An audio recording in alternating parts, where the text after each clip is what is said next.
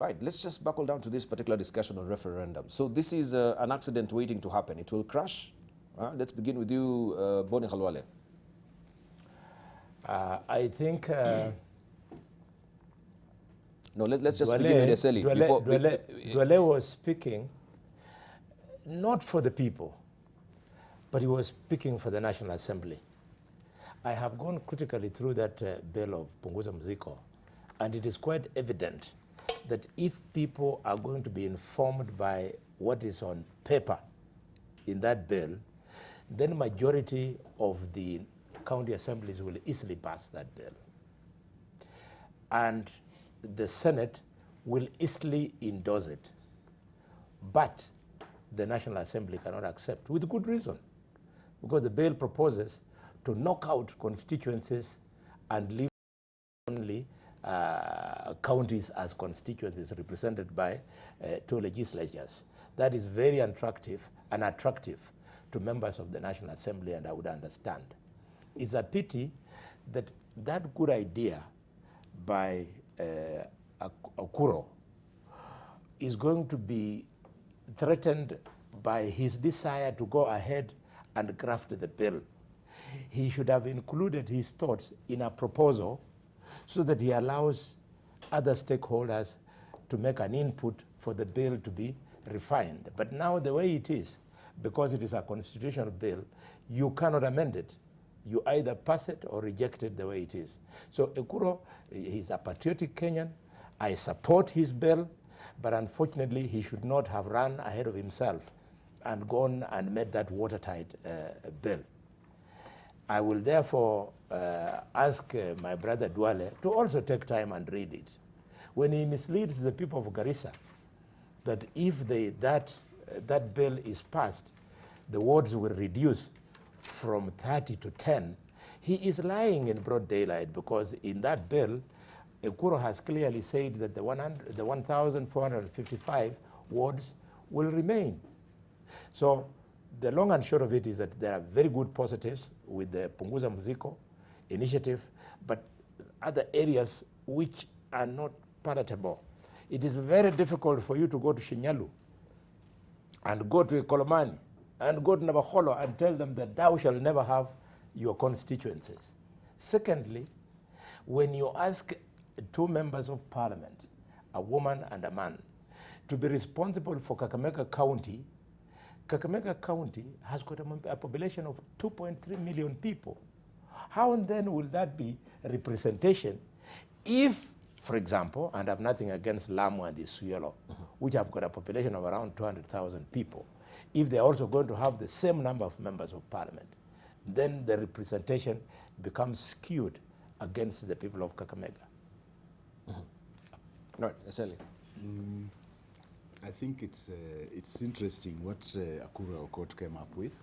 I wish he had consulted a bit widely. Yes, many of us feel that it's time we relooked at our Kenyan constitution, but we should not relook at it by creating problems. You see, what he's come up with, even if it were to pass, I think will create more problems than we are already facing. And you know, he's using what I would call populist terms to endear it to the voter. You know, like when he says, one of his main things is Punguza Mizigo, is that reduce the cost of government, and his main target is to reduce representation. Now that is misguided, because like we have, right now we're having a 3-point-something trillion budget, and what has been allocated to Parliament, that's Senate and National Assembly, is less than 40 billion. That comes to less than 1%. So even if you reduce that, have you really Punguza Mizigo? The main thing here is, in fact, I was privileged over the weekend to attend a session by Institute of Economic Affairs, and it came out clearly that actually, like even the wage bill we complain about, is not the salaries, but the allowances, in the sense that there are public servants whose allowances are 4 times their actual salary. So those are the areas we should be looking at. I don't think Punguza Mizigo this way will solve the problem. Then look at representation, for example. I come from Bungoma County, and Bungoma County, we have several minorities. The majority is the Bukusu, then we have several other minorities. We've got the Mount Elgon, we've got the Tachoni. If you said only 2 representatives, those 2 communities will never get a representation. They will never, which is very unfortunate. And in any case, what makes him think that you can play with the representation that way? That Bungoma, where I come from, with a population of close to 2 million, will have 2 representatives and 1 senator, and Lamu, with a population less than my constituency, will have the same number of representation. Then we've lost track of what representation is all about. Then when you talk about giving Ward Development Fund instead of CDF, if his main problem is that CDF has been misused, why does he think that Ward Development Fund won't be misused? I think he's got it all wrong. And moreover, if one was to say, okay, let's pass it as it is, and we reduce the number of MPs, members of the National Assembly, and so on, by the way, what will happen is that most of us will then go for the MCA seats, and you know, people who have been running for constituency seats now going for MCA seats, those MCAs should know they'll be wiped out. because we'll have better financial muscle, those who run for constituencies. Thank you. So those MCAs will be wiped out. I Thank think those are facts that we have to face. Okay, right. If I really want to represent people, and you have said there's no more Tongaren constituency, then I'll go for the ward. Right. Let's hear from Wamatangi. Wamatangi. Mr. Dibal, I think from where I sit, and I've looked at that bill. I also had the opportunity to meet Ekuru Aukot recently. We had a candid discussion with him. I think that time he was headed to one of the counties in Mount Kenya region to go and have a discussion with the county assembly. I think that was Meru, and a few things. You know, we have to also give credit where it's due and be realistic amidst, of course, the other realities. And I think, in my view, that his bill is not outrightly that bad. His proposal, it's not that. You can't throw it away through the window and forget it. There are things that he said in there that are sensible. Dibal, you know, just the concept itself, because yes, we can say it is populist, and that would pass when you examine it in detail. But just the sheer appeal it has with the people tells you that he's addressing something that resonates well with the people. We've had this discussion here about what members of the public have as an opinion in how much is spent, and I think that's what you ran on the headline there of the people daily.